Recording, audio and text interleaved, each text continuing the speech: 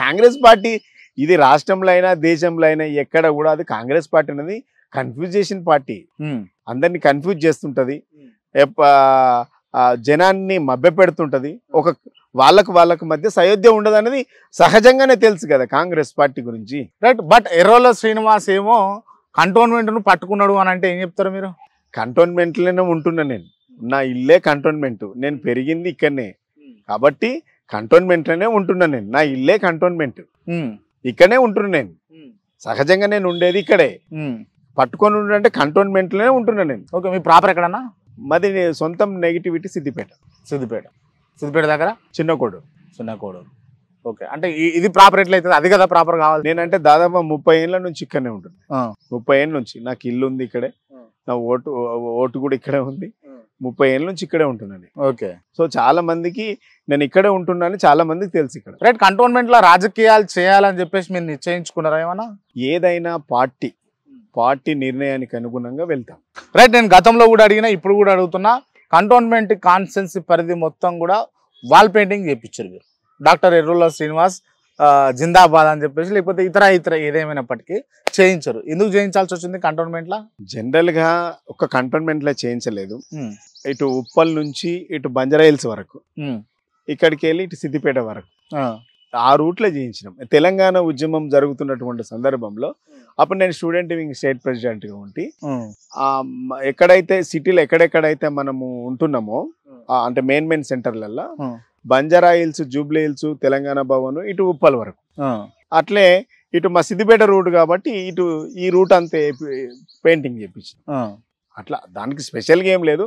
తెలంగాణ నినాదం అనేది ప్రతి వాళ్ళ మైండ్లకి వెళ్ళాలి, తెలంగాణ స్ఫూర్తి చాటాలనేటువంటి ఉద్దేశం కొద్దీ మెయిన్ సెంటర్లలో చేయించుకున్నాం. కంటోన్మెంట్ పర్టికులర్గా ఏం లేదు. కంటోన్మెంట్ అంటే నేను ఉంటున్నా కాబట్టి. రైట్. ఆల్రెడీ కంటోన్మెంట్ నుంచి బీఆర్ఎస్ పార్టీలో కొంతమంది లీడర్లు కూడా ఉన్నారు కదా ఆల్రెడీ, అయినప్పటికీ కూడా పోటీ వాతావరణం కాదా ఇది? ఎవరమైనా పార్టీ ఎవరు నిర్ణయిస్తే వాళ్ళు చేయాల్సింది.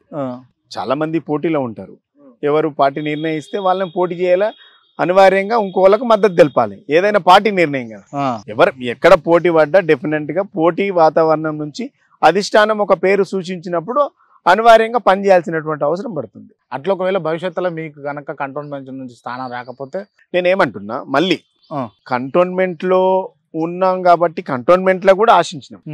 మా ఉమ్మడి మెదక్ జిల్లాలో జహీరాబాదు అక్కడ నుంచి ప్రయత్నం చేసినాం, దాదాపుగా ఇవ్వాలనేటువంటి వాతావరణం అక్కడ కూడా నాకు పాజిటివ్ ఉండే, సర్వే చేపిస్తా అక్కడైనా ఇక్కడైనా.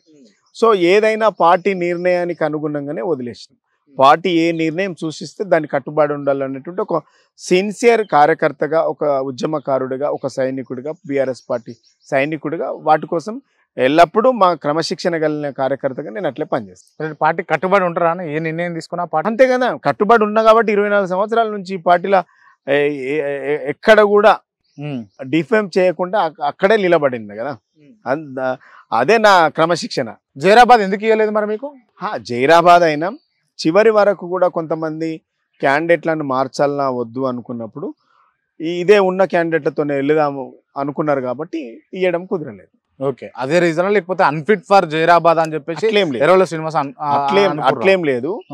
జహీరాబాద్ అయినా మిగిలిన కొన్ని కాన్స్టిట్యున్సీలు మార్చాలనుకున్నప్పుడు మార్చుతున్నప్పుడు అవకాశం ఇస్తామని చెప్పింది, మార్చలే కాబట్టి రాలేదు. దాంట్లో అన్ఫిట్ అనే word wrong word. SC ST commission chairman గా ఉన్నారు మీరు, ఏం చేశారన్నా దాంతో? ఎస్సీ ఎస్టీ కమిషన్ చైర్మన్ గా ఉన్నప్పుడు ఎస్సీల కోసం, ఎస్టీల కోసం, అంటే వీళ్ళకు ఉండేటువంటి కొన్ని అనేకమైనటువంటి సమస్యలు, రక్షణపరమైనటువంటి సమస్యలు కానివ్వండి, ఆర్థిక పరమైనటువంటి సమస్యలు కానివ్వండి, కమిషన్ అనేది కంప్లీట్గా వాళ్ళ దగ్గరికి వెళ్ళి వాళ్ళ బాగోగులను, వాళ్ళ స్థితిగతులను తెలుసుకొని ఒక ప్రభుత్వానికి ఒక నివేదిక ఇచ్చి గతంలో ఉన్నటువంటి పెండింగ్ కేసులు ఏమైనా ఉంటే వాటి మీద వాళ్ళకు ఆర్థిక పరమైనటువంటి సాయం చేపించి వాళ్ళని ఆదుకోవడానికి కమిషన్ అనేది పెద్ద కృషి చేసింది.